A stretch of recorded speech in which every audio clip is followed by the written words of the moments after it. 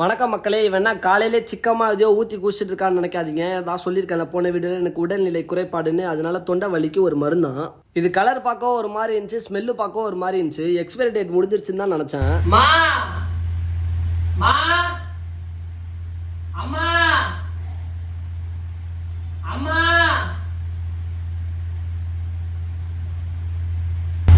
கருப்பு கலர்ல தான் இருக்கும்.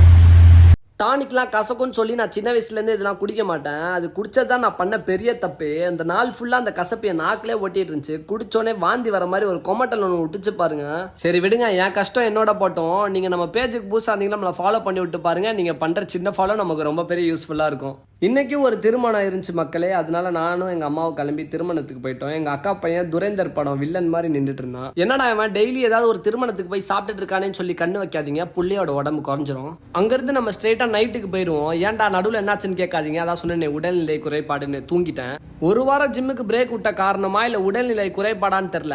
30 kg டிப்ஸ் போட்டுட்டு இருந்தேன் நான். இப்போ 10 கிலோவில் போடுறதுக்கே ரொம்ப கஷ்டப்படுறேன். சரின்னு சொல்லிட்டு கடன் ஜிம் ஒர்க் அவுட் எல்லாம் போட்டு நானும் பாடி கண்டிஷனை செக் பண்ண போயிட்டேன்.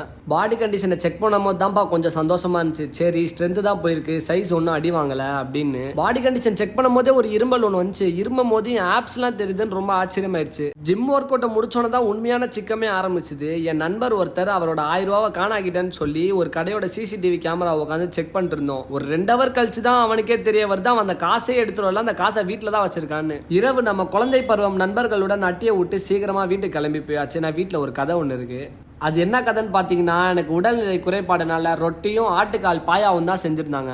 நம்ம சின்ன வயசுலேருந்தே ராஜ்கிரண் படம் நிறைய பார்க்குறனால அவரை மாதிரியே முள்ளெல்லாம் கடிச்சு சிக்கமாக சாப்பிட்டு முடிச்சிட்டோம். இன்னைக்கான வீடியோ அவ்வளோதான். பாய், குட் நைட். நாளைக்கு பார்ப்போம். டைட்டு சிக்கம்.